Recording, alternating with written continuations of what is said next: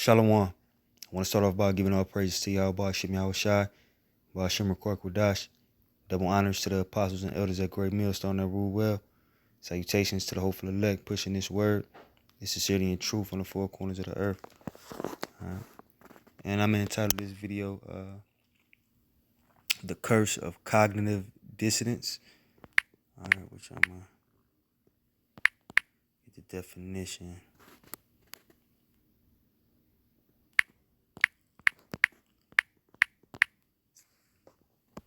All right, so cognitive dissonance. All right, it says a psychological conflict resulting from incongruous beliefs and attitudes simultaneously. All right, now let me get that incongruous.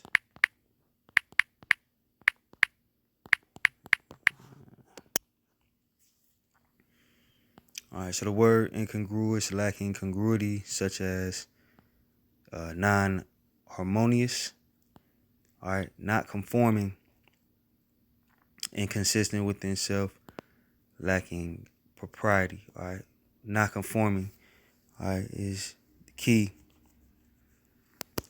definition, okay, because that's what, 2/3 of the nation of Israel, that's their mindset, all right, not conforming, or having that level of cognitive dissonance, all right, basically just believing that their beliefs reign supreme. And, that's what, America teaches you, follow your heart, all these type of things. All right. And Israel has been in that mind state, for captivity after captivity. All right. America, of course, being the current one. All right. But that's been the mind state of Israel. They have a level of cognitive dissonance, all right, which prevents them from being able to,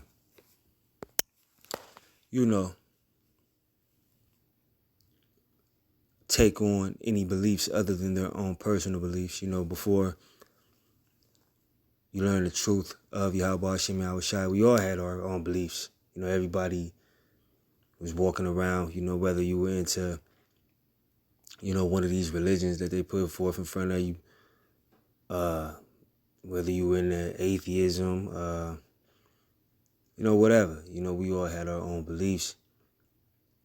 But the Most High put the Spirit upon us to believe the truth. All right, the truth of Yahweh Hashem Yahushua, the fact that the Negro, Latino, Native, Seminole Indian, or the Israelites, the fact that the prophecies, all right, only fit us. All right, we were the only people that went through that.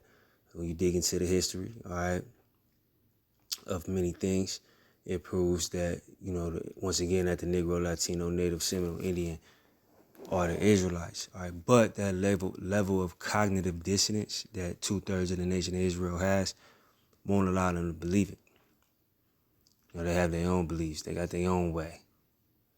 They got their own, idol, or idols that they worship. Whether it be some man-made God or a man upon earth himself, that level of cognitive dissonance won't allow them to break away from their beliefs. All right? And Israel has been like this forever. All right. When the Most High sends prophet unto them, they always shun off the prophet, and we gonna do things our own way. All right. But it's Isaiah 30:9. It says that this is a rebellious people, lying children that will not hear the law of the Lord. All right. Which again, 2/3 of the nation of Israel will not hear the law of the Lord. That cognitive dissonance, they want to go their own way. It's always some type of rebellion, as the scriptures say, or non-conformance that they have. It's always an excuse. If you talk to Jake about the truth, is they have a million excuses of why you're wrong, or a million excuses of, why we're not the Israelites. Here it is. Yahweh Shem Shai sent prophets to tell you that you are his chosen people. He only deals with you. He only loves you, and they shun it off. The scriptures even say if the prophets were sent to another nation, they would accept this. They would be the people of God. What we got to do, but not Israel. They will continue to make excuses to keep living, in the way of the heathen. Because being, of the Lord comes with, a level of, obedience. Which, we all fall short of the glory. Nobody's following the law perfect. But Jake won't even put his best foot forward to try to be obedient, or to try to serve the Lord. Just like I said, children that will not hear the law of the Lord. All right. But continuing on, it says, which say to the seers, see not, and to the prophets, prophesy not unto us right things, speak unto us smooth things, prophesy to see. And that's on every level. It's not necessarily just, the fake pastor in the church. It's even these media pundits, which, the Most High is putting a spirit on them to lose their power that they have. It's just like the analogy of the house Negro and the field Negro. All them guys that you see on TV is in the house, and it is their job to keep the proverbial field niggas at ease, if you will. So when something happens, they always send them. If you think about it, when a police shooting happens, you notice how it's always a Negro that happens to be the chief. I've seen rappers stand by cops, the same rappers that say, F the police and this and that and the third, like Snoop Dogg and the rapper The Game. I remember something happened on the West Coast, and, they were standing up there with the police. Everybody calm down, but you would think, with that fake ass rebel spirit that they have, in their music, that they would, or with the rebel spirit that they have in their music, that they would stand up when things like this happen, But they're there to prophesy smooth things, as the scriptures say, getting back to the point, everything's going to be okay,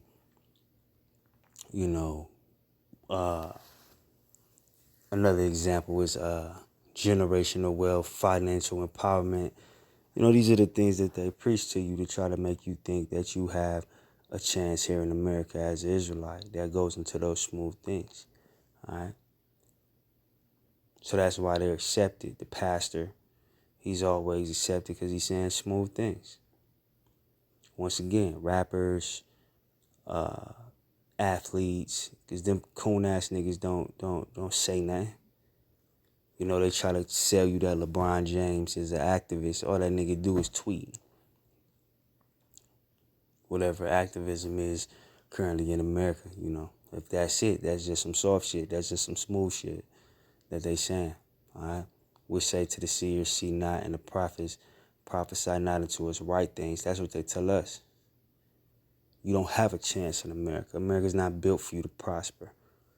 Financial stability, generational wealth is not for you. The ideals of America, holidays, not for you.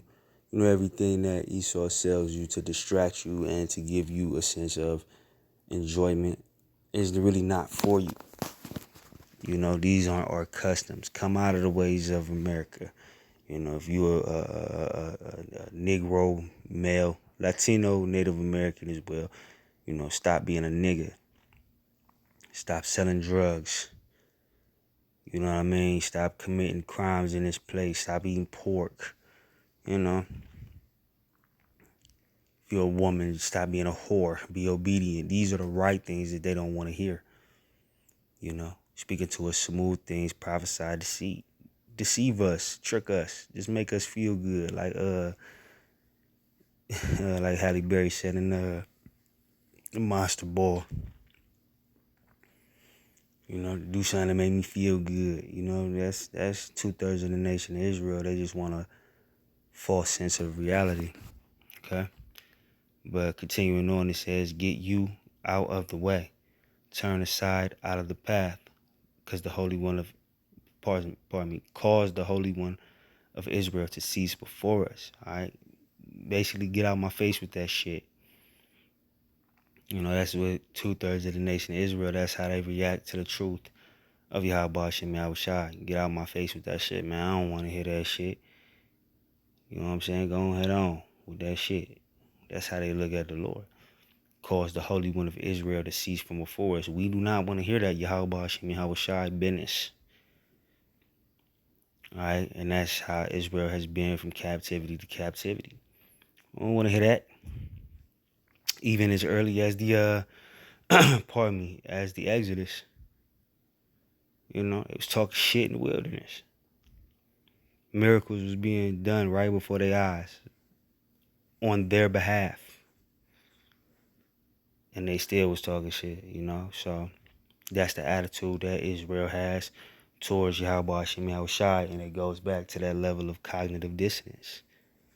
It's just an emotional ass belief that they have that they can't let go, no matter how many how you prove it to them, facts, historical evidence. They're not going to let it go. Let their beliefs go. It says, "Wherefore thus saith the Holy One of Israel, because ye despise this word, and trust in oppression and perverseness, and stay thereon." See, that's the big thing. Trust in oppression, and perverseness, and stay thereon. All right, Jake, trust in this place. Trust in this place. America is a safe haven for a wicked nigga. This is the kingdom of heaven for 2/3 of the nation of Israel. They trust in it. This man, Esau, all right, these people that call themselves so-called white people. All right, this man, Esau, has been oppressing you and has had his foot on your neck and up your ass ever since you've been here. But they trust in it. Another example, when niggas trusting in oppression, voting. How long you gonna vote before you realize that it's all a scam? Especially, because Jake is dedicated to the not proverbial, but what they call the leftist ideology, democratic ideology, when all they've given you is welfare and abortion clinics. But they trust in that. Because Esau is their God. Most High is offering you, peace, rulership, your own land, and all Esau is offering you is death, and you choose death. You choose that lifestyle. All right? Perverseness. Everything in America is perverse. All the women are whores, the men are feminine, the women are masculine. All right? You got all these unrighteous decrees out here. The food is unhealthy. Everything that comes with perverseness is America, as it pertains to how an Israelite is supposed to be living. Everything is perverse. But Israel is happy here. Why? Because of that cognitive dissonance. They can't let go. All right? They can't conform to the ways of Yahweh Hashem Yahushua. And they have never had the ability to do so. 2/3 of the nation of Israel I'm speaking on. All right. It says, because ye despise this word, and trust in oppression and perverseness, and stay thereon. Therefore, this iniquity shall be to you as a breach, ready to fall, swelling out in a high wall, whose breaking cometh suddenly at an instant. All right. Now, if you think about a dam, you know, when the pressure, of the water, all right, punctures through the dam and it breaks instantly, and it comes down and it's a mess. That's how the judgment of 2/3 of the nation of Israel is going to come during Jacob's trouble. It's going to be like a dam breaking.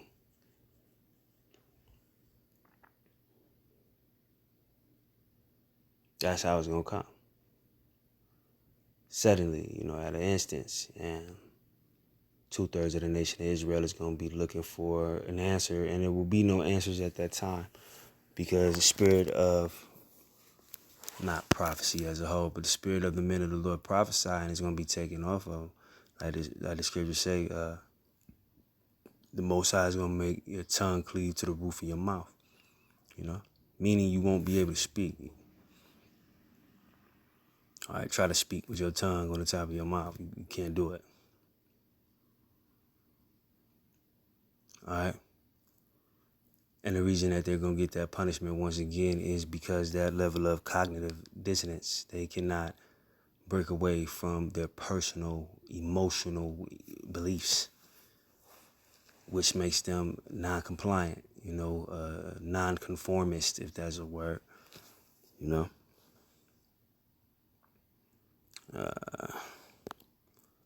It's Isaiah 29 and 13. It says, "Wherefore the Lord said, for as much as this people draw near me with their mouth and with their lips do honor me, but have removed their heart far from me, and their fear toward me is taught by the precept of men." All right, that's once again 2/3 of the nation of Israel, because nobody claimed that they love the Lord more than 2/3, of what they perceive to be as the Lord, as Jesus Christ, which is an idol.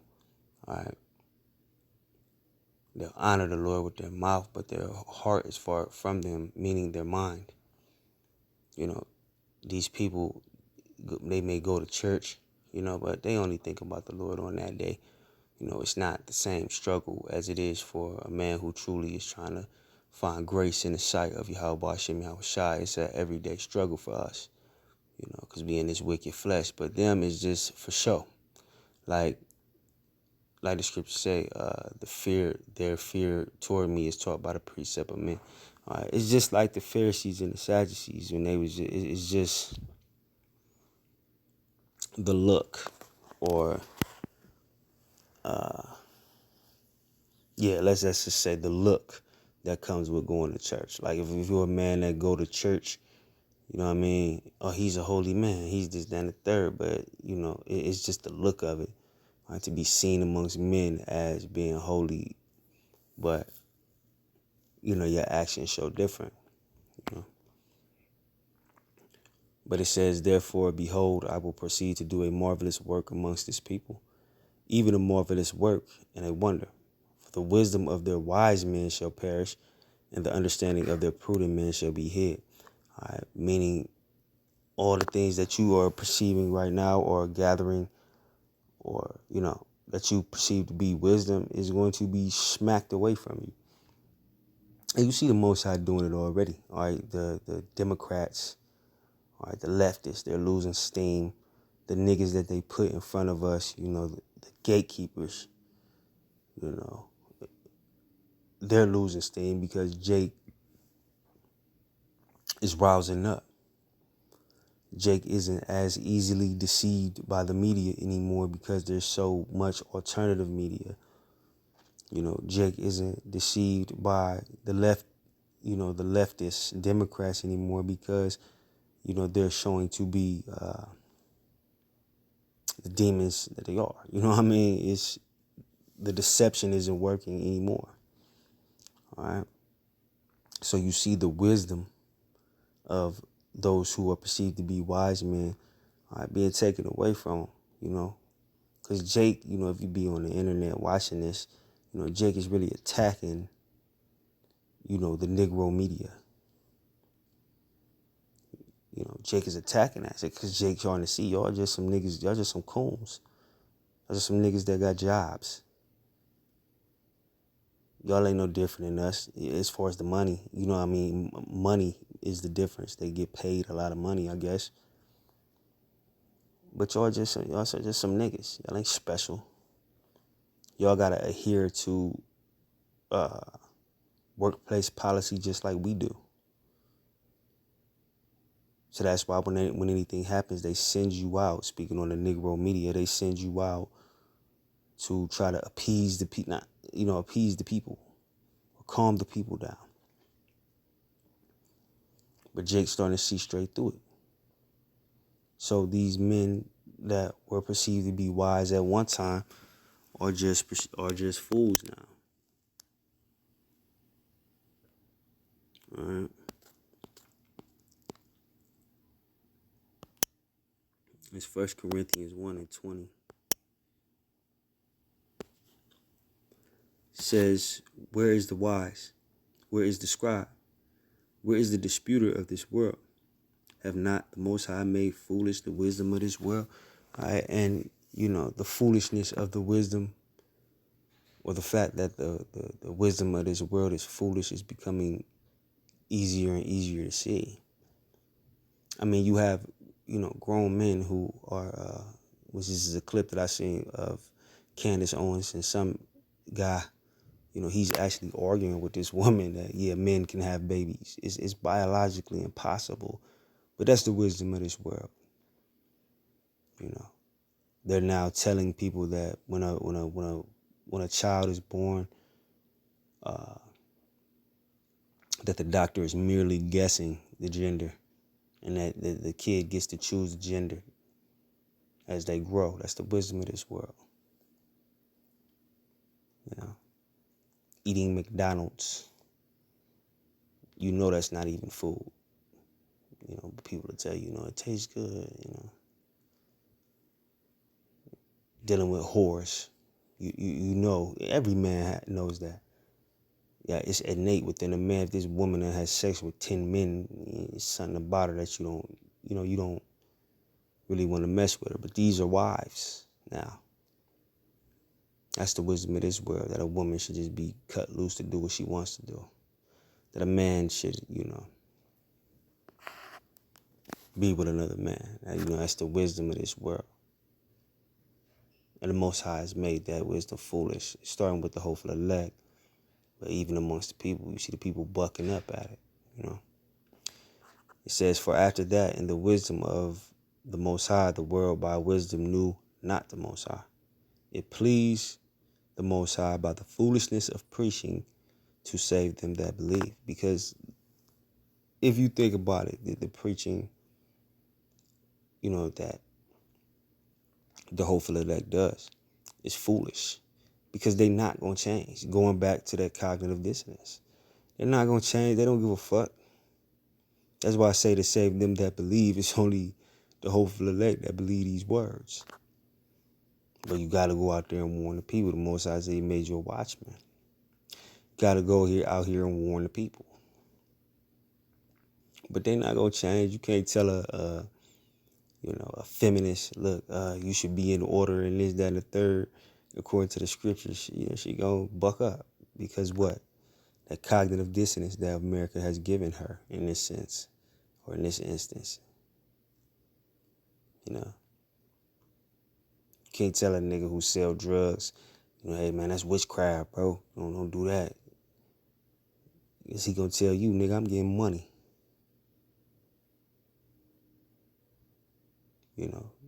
These people have been engulfed by the demonic spirit of America. So that's why the preaching is really foolish. Outside of those that believe, as the scriptures say, the preaching is really foolish because nobody's gonna listen to it. These niggas are stuck in their ways.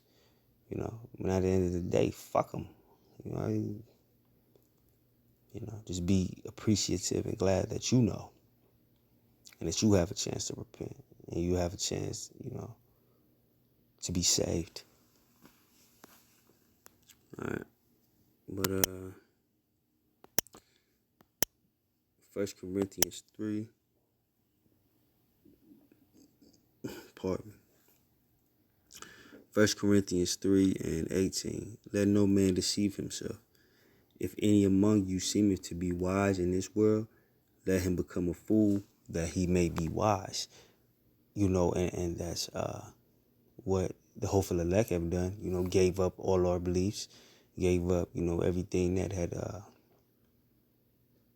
swayed us to the left, and away from Yahweh Hashem Yahweh Shai, and embrace the word, But going back to that cognitive dissonance, all right, let him become a fool that he may be wise. They not gonna do that because they think they know everything already.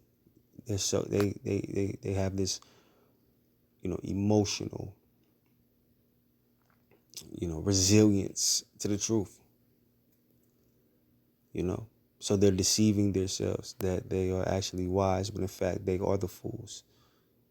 All right, let no man deceive himself. If any among you seems to be wise in this world, all right, so everybody that's wise in this world, all right, is really a fool. They're really unwise. That's why the scriptures say, let him become a fool that he may be wise. All right. It says, for the wisdom of this world is foolishness with the Most High. For it is written, he taketh the wise in their own craftiness. All right. The wisdom of this world is foolishness with the Most High. Once again, man, going down the line, with all this foolishness, man. Feminism, LGBT community, like it's all foolishness with the Most High. Deal with that. All right. But I ain't gonna hold you, Just wanted to make that quick video. I hope it was edifying. With that, I'm gonna say shalom.